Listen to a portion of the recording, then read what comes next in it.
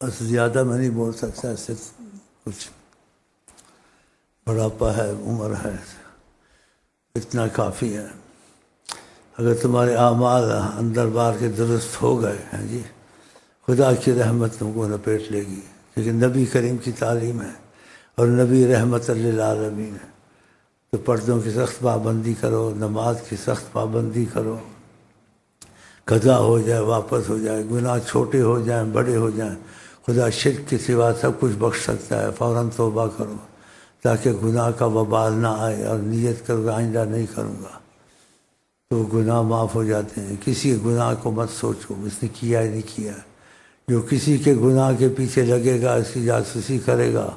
خدا نے کہا ولا تجسسوا، جاسوسیاں مت کرو۔ جو کسی گناہ پردہ فاش کر کے لگے گا تو حدیث میں آتا ہے خدا اس کے گھر میں دفن گناہ باہر نکال دے گا، اتنا اس کو رسوا کر۔ اس کو پتہ اس کی ماں کا کہ کبھی کچھ ہوا نہیں ہوا، بہن سے ہوا یا بھانجی سے ہوا، اتنا خدا ذلیل کرے گا کہ تم کسی کے گناہ کے پیچھے جاسوسی مت کرو، تمہارے بھی پردے رہ جائیں گے۔ اور پتہ بھی لگ جائے تو نبی نے کہا سرسم کہا کرو من ستر مسلمن سترہ اللہ، جس نے کسی مسلمان کا پردہ کیا خدا اس کے گناہ بھی چھپا دے گا۔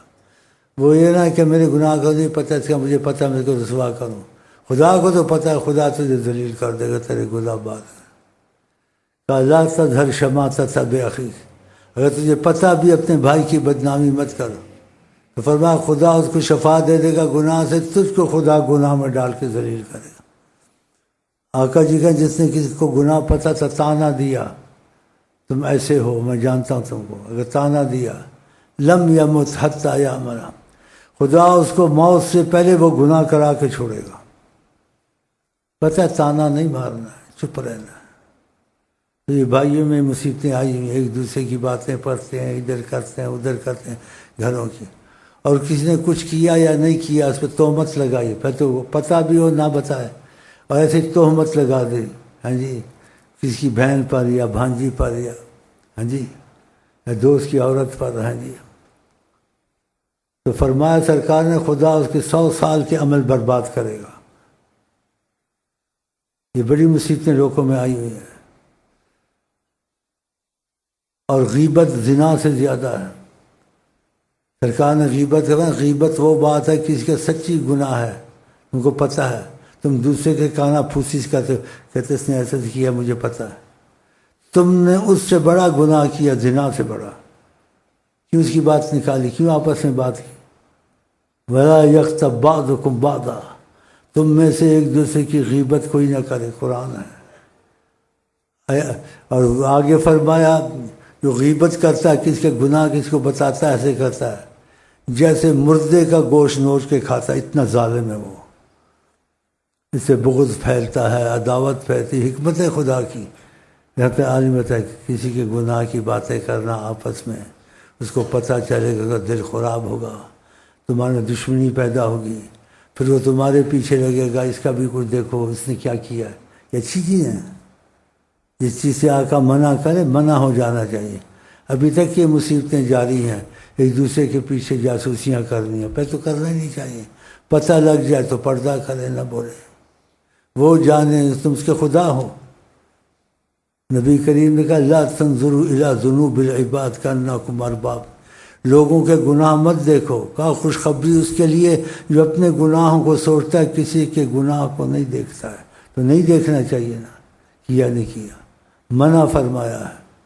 اور کہا لوگوں کے گناہوں کو مت دیکھو، کانکم ارباب، تم اس کے خدا ہو، کیا تم نے سزا جزا دینی، حساب کتاب لینا اسے، خدا نے دے، ہو سکتا توبہ کرے، ہو سکتا پکڑا جائے، ہو سکتا کہ تم کو نہیں چاہیے۔ تو یہ چیزیں سخت منع ہیں، اس میں مت پڑے کہ دوسرے کے گناہ کا وبال تم پر پڑا جائے گا۔ وہ کسی کی غیبت کرتا ہے، کسی کا ظلم کرتا ہے، کسی کا مال کھاتا ہے، کسی کی بدنامی کرتا ہے، اس کے اعمال خدا حدیث میں آتا ان لوگوں کو دے دے گا جن کی غیبت کی، جن کا مال حرام سے کھایا، جس کو ناجائز گالی دی۔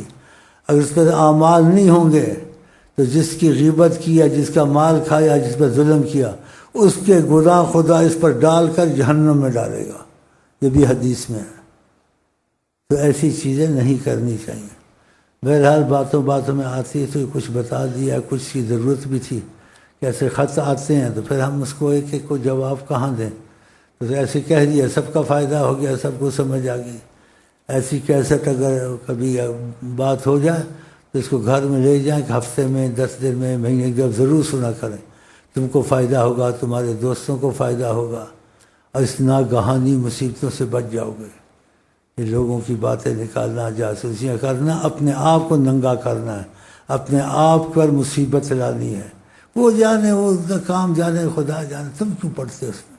ہاں تم کر سکتے ہو، ان کو گناہوں سے باز کرنے کا راستہ ڈھونڈو، کہیں لے کے دعائیں دلوا دو۔ کوئی کتاب لو، بس 2 کتابیں میں نے لی تھی، میں نے ایک اپنے لیے رکھی ہے جس میں گناہ کا، غیبت کا، زنا کا، ان چیزوں کا ذکر ہو، اس کو دے دو حکمت سے، اس کو بولو مت۔ تو کتاب پڑھے گا تو وہ تمہاری وجہ سے یہ سزائیں دیکھے گا، خدا رسول نے کہیں تو وہ بچ جائے گا اس گناہ سے۔ تو مگر ایسے ہی جا کے کو کہا کہ میں نے سنا تم زنا کرتے ہو، یا تم نے فلانی لڑکی سے تعلق رکھا ہے، یا تم کسی ماں بیٹی کو دیکھتے ہو، یا تم نے ایسے کیا، وہ تو تم سے لڑ پڑے گا اور مانے گا بھی نہیں۔ تو حکمت سے چلنا ہے، اس کو کہنا نہیں، اس کو کتاب دے دینی ہے، وہ پڑھے گا تو خود سمجھے گا میں نے ایسے کیا نہیں، یہ کرتا ہوں۔ اور جو ایسے کرتے ہیں تو حدیث میں ہے من زنا زنایا، جو زنا کرتا ہے اس کے گھر میں بھی زنا آ جاتا ہے۔ کوئی کسی کی ماں بیٹی سے کرتا ہے تو اس کی ماں بیٹی نہیں بچتی، وہ بھی ہوتا ہے حدیث میں، من زنا زنایا، جو زنا کرتا ہے اس کے گھر میں بھی زنا ہو جاتا ہے۔ تو ایسے نہیں کرنا چاہیے۔ تو پھر یہ علم ہوگا یا معلومات ہوگی تو انسان بچے گا نا۔ یہ معلومات ہم کو کس نے دی؟ قرآن نے دی، حدیث نے دی۔ اللہ تعالیٰ توفیق دے۔ نبی کے رحیم، کریم، حلیم، حکمت سے اور حلم سے بھرے ہوئے ایک نوجوان آیا، نبی کریم کو کہنے لگا مجھے زنا کی اجازت دیں۔ صحابہ نے اس کو مارنے کی سوچی، اٹھ کے مارنے کی کہ مارو اس کو۔ آپ نے کہا کچھ مت کہو، سمجھایا، بلایا، بٹھایا،